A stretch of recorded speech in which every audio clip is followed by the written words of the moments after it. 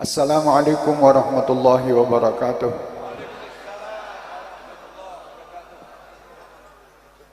Alhamdulillah, di pagi hari ini kita sama-sama mendekatkan diri kepada Allah Subhanahu wa taala.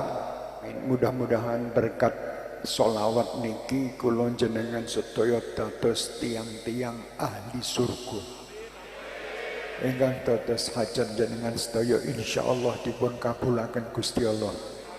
Napa kemawon hajat insyaallah kabul, dan yang lagi sakit sedaya diparingi sehat lahir maupun batin, dan sedaya insyaallah tergolong umat Nabi Muhammad ingkang sae. Terus istighosahan, terus mujahadahan niku penting. Ampun ketika ini sudah tidak zamannya, sing ora zamani awakmu. Dek manakiban itu sampai kiamat itu tetap apik. Semaan Quran penting nggih, tiap lurah sedaya kelurahan wajib dianggarkan dana untuk acara-acara kados ngeten. Harus. Ampunan. Terus kajenge Indonesia selamat. Kajenge Indonesia ayem tentrem. Kajenge napa daerah jenengan niku makmur, niku daerah luar biasa kok niki. Saya tadi dihubung-hubungke mbuh lewat pundi mboten paham. Mubang, subhanallah. Semuanya bagus, tidak ada yang tidak bagus.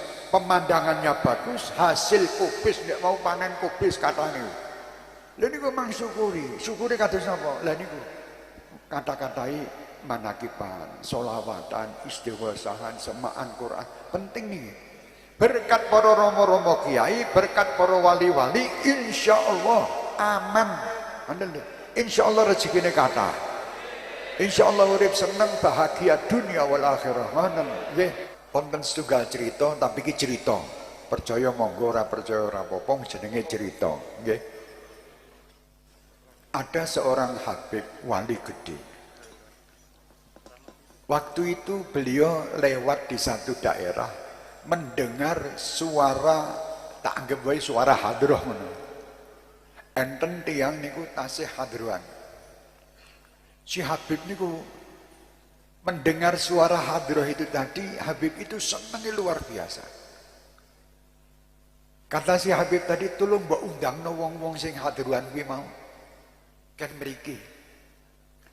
Akhirnya anak buah si Habib niku mereka, subhanallah, orang yang dipanggil tadi, Mas jenengan didhawuhi kali Habib kan mriko. Napa sanjange tiyang hadroh niku? Kula mboten purun mriko. Lah kok ora gelem sing ngundang Habib? Iya. Aku ora gelem rono kecuali ada satu syarat. Kalau Habib itu memenuhi syarat saya mau datang. Disampaikan ke Habibnya, Habib niku tiange nyuwun syarat. Enten setunggal syarat. Kata Habib, ya wis bali yo. Takonono syarate apa? Subhanallah balik. Syaratnya napa Mas? Syaratnya setunggal mawon. Mangsanjang Habib jenengan niku ken jamin kula ten surga. Ger kuwi kok. Wis ngomong Habibmu kuwi kan jamin aku neng surga, engko aku tak rono. Nek Habib siap. Subhanallah, jeneng wong seneng. Habib kebuatut seneng banget kepingin ngrungokke hadroh kuwi mau diundang. Ya wis tak jamin surga. Tapi kon melu aku. Siap. Disampaikan akhirnya si hadroh ini tadi mikut Habibnya. Bendino sholat bareng Habibe, mangan nggih bareng Habibe, ya tidur di rumahnya Habibnya. Setiap saat hadrohan kalau Habibe. Sampai dia meninggal duluan. Sewaktu dia meninggal duluan, ceritane sing asli ora tak omongke nang kene engko wedi dadi fitnah. Jadi meninggal duluan, waktu meninggal ini si Habib itu mendapatkan seakan-akan kabar bahwa orang ini min ahli jannah. Loh, katanya sepele tau. Ger hadroh. Iya ger hadroh. Ya cemplung. Tapi jaminan surga. Sebab napa? nyenengke Habibe dek wau kalih nyenengke napa melih niki hadir sak meneh akeh iki nyenengke umat kabeh pirang ewu umat iki. Kalau tadi itu menggembirakan menyenangkan satu Habib pun angsal jaminan surga ya napa melih yang menika nyenengaken tiyang kuatah. Nanti amalan-amalan yang bisa masuk ke membawa kita mudah masuk ke surga adalah amalan menggembirakan sesama. Meringankan beban sesama. Ngeringanke tiang sing gadah hutang dilunasi utangnya tak bayari. Enten tiang sing boten saged bayar sekolah nyoh tak bayari. Ono keluarga sing lagi keadaan susah nyoh tak kei duit ben seneng. Ngoten. Orang yang meringankan ini tadi adalah ciri-ciri penghuni surga. Boten tiyang sing maaf bukan kita menggampangke wong sing anu. Ya syukur-syukur wonge ki wis apik kaya ngono, tahajude nggih kenceng. Salate ya kenceng, ibadahe ya kenceng. Ya sunah-sunahe nek wajib rasa diomongke wajib. Iki sunah-sunahe. Lah nek boten saged ngamalaken sunah bab sedaya boten saged ora apa-apa. Sing penting awakmu ngringanke beban sesama. Meringankan beban orang lain itu pahalanya sangat amat tinggi di sisi Allah. Gusti Allah niku seneng kalih tiang-tiang sing ngringanaken bebane tiang sanes. Khairun nas anfa'uhum linnas. Saapi-apike menungso Kanjeng Nabi tidak mengatakan sebaik-baik manusia itu orang yang salate 2000 rakaat, boten sunah, boten. Sing apik-apik manusia itu haji setiap tahun nggih boten. Sing manfaat buat orang lain. Kuwi lho garis bawahi. Masyarakat terutama Bandung Rejo. Niki dan semua yang hadir. Niki ketinggalipun sepele. Nyenengke wong lah Masya Allah. Hadirah ini termasuk nyenengke wong. Wong mau susah sekomah mumet-mumet mikiri utang kudu iso bayar kabeh tekan rene salat ya kana gembira di patak watu di watak jeruk ora tekan ya seneng lho subhanallah. Ini gembira kabeh gembira nyenengke wong ngono tok kuwi ganjarane luar biasa drun. Awakmu kok dadak mikir sing abot-abot. Ora usah mikir sing abot-abot, mikir sing ringan-ringan, gembirakan manusia. Napa melih jenengan menggembirakan bapak ibu jenengan piyambak. Luar biasa. Gembirakan ayah dan ibu, gembirakan kakak dan adik, gembirakan keluarga besar semuanya, gembirakan tetangga-tetangga kita, dan gembirakan semua umat Nabi Muhammad, serta gembirakan semua makhluk. Semua makhluk. Orang sah takok kuwi makhluk kuwi najis apa ora najis. Seneng no. Senajan jenengan bar korban delalah wedhus iki keturahan wedhus sapi. Enek apa asu lewat kae ono. Piye makhluke Allah sapa ngerti nek seneng kuwi. Al Imam Ahmad Rifai mau ziarah ke Rasulullah sallallahu alaihi wasallam.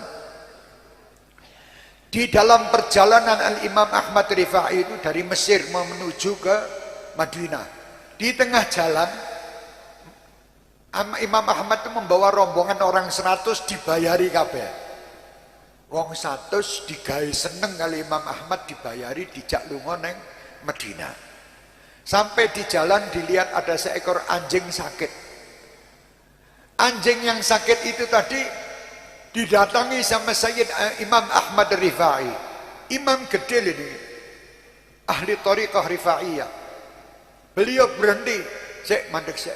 Ayo di rumah nih anjing nih." Kata murid-muridnya, "Wahai imam itu kan najis mughaladhah nih, najis betik besar nih. Walaupun ini najis atau tidak najis, ini adalah makhluknya Allah, harus kita rawat. Nanti kalau sampai anjing ini misalnya mati dan saya lewat, saya tidak peduli, saya takut dituntut kalih Allah." Iki lho wong Islam. Oh Islam itu sama anjing peduli, mosok karo menungso ora peduli. Ini ajaran Rasulullah sallallahu alaihi wasallam. Akhirnya dirawat sama Imam Ahmad Rifai, ternyata hari itu tidak bisa sembuh. Beliau mengatakan kepada murid-muridnya, "Ayo bangun kemah di sini, kita akan merawat anjing ini sampai sembuh." Bayangno, bangun kemah ngurusi anjing. Ben waras. Wedi dituntut Gusti Allah, kenapa kamu melihat makhlukku yang sakit kamu biarkan dan kamu diamkan? Sekarang berapa umat Islam yang tetangganya sakit tapi dia tidak pernah tahu dan tidak peduli? Berapa umat Islam yang sesamanya mungkin muslim, sesamanya di kampung, dia membutuhkan bantuan kita tapi kita tidak peduli. Hati-hati, aja nyepeleke barang sing sepele-sepele ngono kuwi. Akhirnya setelah sembuh si anjing ini dilepas, Imam Ahmad Rifai pergi ke Madinah. Sampai ke makam Rasulullah sallallahu alaihi wasallam, Sayyid Imam Ahmad Rifai ini beliau mengatakan, "Ya Rasulullah, kalau aku berjumpa denganmu secara mimpi sudah sering ya Rasulullah. Tetapi saat ini aku mohon ya Rasulullah, atas izin Allah, angkatlah tanganmu, keluarkan tanganmu hingga aku bisa mencium tanganmu." Murid-murid ini kok nyeksek. Keluar tangan Rasulullah dari makam itu tadi dan dicium oleh Sayyid Ahmad Rifai. Sebab napa niku? Sebabnya sepele ngurusi anjing niku. Akhirnya Rasulullah gembira mempunyai umat seperti beliau ini. Mempunyai pewaris seperti beliau. Tangan itu dicium langsung tangan Rasulullah atas izin Allah. Tidak ada sulit bagi hambanya kepada Rasulullah. Seperti kemarin Al-Habib Abu Bakar bin Muhammad As-Sagaf Kholtan Gresik. Beliau kholwat 15 tahun. Di dalam kholwatnya berjumpa dan dipeluk Rasulullah. Diambung Rasulullah, dicium Rasulullah. Kalau Sayyid Ahmad Rifai datang ke Madinah, bin Muhammad bin Abu Bakar bin Muhammad As-Sagaf Maula Gresik, tidak minta tetapi didatangi dan dipeluk. Ini seperti Nabi Musa dengan Nabi Muhammad. Nabi Musa meminta, "Rabbi syrah li sadri, alam nasyrah laka sadrak." Dikasih. Nah, ini bukan kita membanding-bandingkan satu sama lain, semuanya hebat, tetapi ini di antara satu sama lain ada kelebihannya. Makanya Al-Habib Abu Bakar bin Muhammad mendapatkan kedudukan karung-karung kayak ngono ta. Dia heran, ini orang kok enek mahallul qiyam barang. Lungguh kok ngandung ngadeg barang ki ono apa ki? Ritual apa? Dan dia asik karena di situ ada dibacakan maulid. Dia tidak tahu artinya apa, tapi dia senang melihat kiai-kiai kumpul, habaib kumpul, kali umat membaca maulid. Pada suatu hari, si orang Nasrani ini waktu melihat di dalam masjid tersebut, di dalam tempat tersebut pas mahallul qiyam, ada satu orang ganteng luar biasa itu datang di dalam majelis itu dan mencium dahinya semua orang yang datang. Diambungi termasuk Mbah Harwani. Diambungi. Yang melihat siapa? Nasrani, mboten tiyang Islam. Kok iso wong Nasrani kok iso delok Kanjeng Nabi? Di saat itu si Nasrani ini datang ke tempat Mbah Harwani tanglet. Mbah Harwani niku sinten? Kok ada saya waktu tadi mahallul qiyam ada satu orang ganteng niku ngambungi bathuke wong sak masjid nih. Kata Mbah Harwani, jangan-jangan itu Kanjeng Nabi. Nangis tiang Nasrani ini. Akhirnya dia menjadi orang Muslim berkat tadi melihat wajah Rasulullah sallallahu alaihi wasallam. Dados he para hadirin hadirat, jenengan ampun nyepeleke masalah maulidan niki.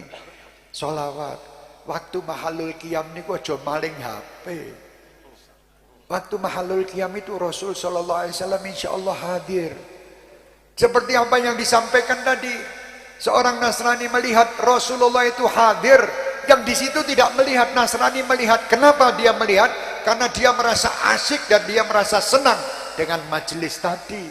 Akhirnya merasakan itu, dibukakan hatinya oleh Allah, dapat hidayah dari Allah lantaran mireng tiang ingkang Masya Allah Nabi Muhammad di dalam majelis.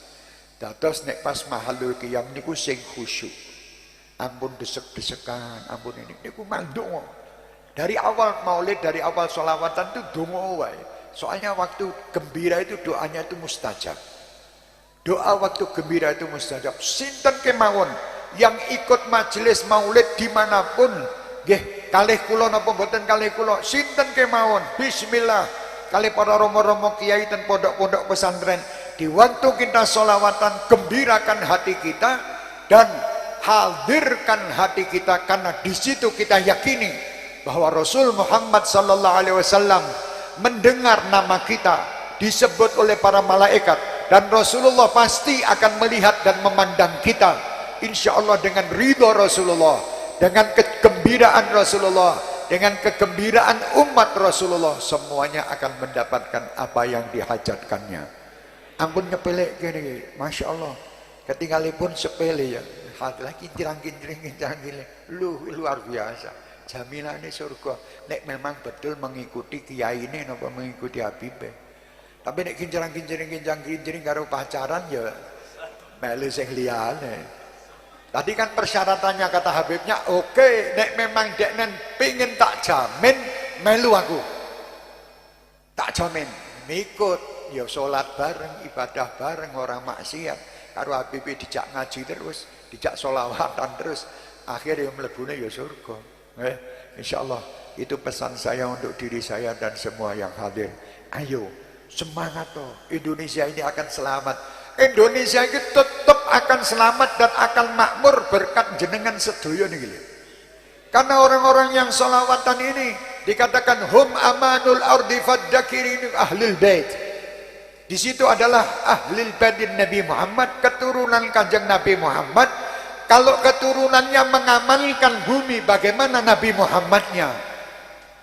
Nabi Muhammad kan jenengan sebut terus tiap saat, terus ucap terus. Itu insya Allah semua bala akan nyingkir. Indonesia ini termasuk yang terhebat. Umatnya luar biasa. Saya tidak bisa membandingkan sama tempat lain, tapi saya merasakan bahwa di Indonesia, masya Allah, di Wingitan Hall, Gresik, sakmono wong itu. Sing jaga sapa? Wong Indonesia kabeh. Berkat sapa? Berkat para habaib, para kiai yang telah mendahului kita, yang telah mendidik bangsa Indonesia ini menjadi orang-orang yang muhibbin. Nek ora berkat Kak Kiai Mohsin ndak mungkin kita bisa begini. Mboten berkat Mbah Mangli, mboten mungkin. Berkat Mbah Sirot, ndak mungkin kita ndak bisa seperti ini. Ini berkat mereka, mereka yang telah berjuang untuk menciptakan di hati-hati kita semua untuk menjadi orang-orang min ahlil jannah. Kok ngoten, Beb? Mosok gur ngono tok mlebu surga. Jelas Kanjeng Nabi yang bilang kok. Almar'u ma'aman ahab. Manusia tergantung siapa yang dicintai. Manusia nanti dibangkitkan bersama yang dicintai. Niki gondelan kula jenengan. Pun nek gondelan ibadah kula jenengan boten enten artine dibandingke kalih Syekh Abdul Qadir Jilani, dibandingke Mbah Hasyim Asy'ari ora enek artine, dibandingke Mbah Kiai Mohsin boten enten artine. Lah sing wonten kecintaan kita dengan Kiai Mohsin, kecintaan kita dengan Mbah Mangli, kecintaan kita Mbah Sirot, kecintaan kita dengan siapapun, Mbah Arwani, kecintaan kita dengan Mbah Arwani, kecintaan kita dengan Mbah Asnawi, kecintaan kita dengan Mbah Dalhar, kecintaan kita dengan Mbah Madalhar, ini yang membawa kita nanti di surga. Ayo tanam kepada anak cucu kita cinta kepada mereka, itu modal keberhasilan kita dunia dan akhirat. Tanpa cinta tidak mungkin kita akan berjumpa mereka, baik di dunia maupun di akhirat. Contohnya jenengan ini, jenengan ini sedaya tresna kalih para kiai dan para habaib, makanya jenengan kumpul. Sing boten tresna dijaki kumpul wa ra'ahum aw ra'aman ra'ahum. Untung bejo wong-wong sing pernah nonton, wong-wong sing soleh-soleh niki lho. Kula jenengan dereng pernah menanggih kali Habib Ali bin Muhammad Al-Habasyi. Jenengan ningali Habib Anis, dereng pernah panggil Habib Anis. Jenengan ningali Kiai Mohsin seperti melihat Habib Anis. Jenengan dereng kepanggih bapak kula Habib Abdul Qadir bin Abdul Rahman, jenengan ningali kula seperti memandang ayah saya. Niku hubungannya ngoten terus. Jadi tidak akan putus. Ini namanya silsilah dahabiyah. Cepet, nek rapet. Tapi nek longgar sithik kangelan nekel ngene. Walaupun di dalam satu jalur tetap kangelan. Nanti ya ojo nganti longgar-longgar. Nek pas mulai rada longgar nyedak oneh ben tambah mepet terus. Mepet terus karo wong-wong sing soleh. Kok nek wong-wong soleh ketiban rahmat awakmu kecipratan. Lah awake dhewe iki nekake rahmat iki kangelan. Ya isone nekake Pak Rahmat karo Bu Rahmat. Tapi nek rahmat minallah ki tekone nggone Kiai Muhsin, nggone para rama-rama kiai niku. Jenengan dugani cedhake ngene Kiai Muhsin entuk macam-macam. Wong rahmate medune rono cipratan. Aja malah nyedaki nggone maksiat, malah di situ turun bala akhirnya malah ketularan itu. Entuk balake nggih niku niki keranten rada seneng banget kula Pak Lurah. Jadi rada dawa ngomongnya sithik, ora masalah, insyaallah mudah-mudahan manfaat. Lah niki apa yang saya sampaikan adalah semua ucapan para kiai sing ten mriki, para tokoh ten mriki. Kula mboten enten napa-napane dibanding para romo-romo kiai niki yang luar biasa mujahadahnya, istighosahane. Habib saya gak bisa mangan karo turu tok. Mangan terus, tapi alhamdulillah sekedar makan yang dan tidur itu berkat dungane kiai iso mangan iso turu. Cek berkat dungane kiai coba ora ya ora iso mangan ora iso turu. Berkat makane aja nganti nyepelekke barang sepele. Lah apa kecedak Kiai Muhsin ora nek apa-apane iki ketoke. Tapi nek kok dibukake asline awakmu ya jeblok. Mumet awakmu. Makanya Allah itu menutupi para wali-walinya itu tidak pernah dekat sama orang soleh. Itu alamat rusak. Orang gelem cedak kiai dan ono rusak. Hati-hati, ayo cedak ono kiai. Jenengan kula ngertos para pejabat niku tugasnya berat, tidak mudah. Aparat tugasnya tidak mudah. Lah, supaya mudah bagaimana? Cedak ono wong sing gampangan. Agar ditangleti Pak Yai, pripun niki kok suasana kata alah enteng. Ngono kuwi jawabane kiai. Enteng ngene maca iki wae insyaallah kabeh rampung. Lho penak to. Lah nek awakmu teko karo wong padha wong politike malah wah itu ndak bisa itu kakean cerita malah. Tapi nek nyedaki kiai enteng. Assalamualaikum to. Para kiai niki termasuk lurah niki masyaallah. Malam Kamis iki melaju tekan kono terus alhamdulillah tekan Solo. Lurah Wonosobo, lurah Gondrong, lurah Dinah kuwi. Macam-macam lurah, ada berapa lurah kemarin. Lurah Tumang apa apa yang satu itu yang mana lagi ada sing diingil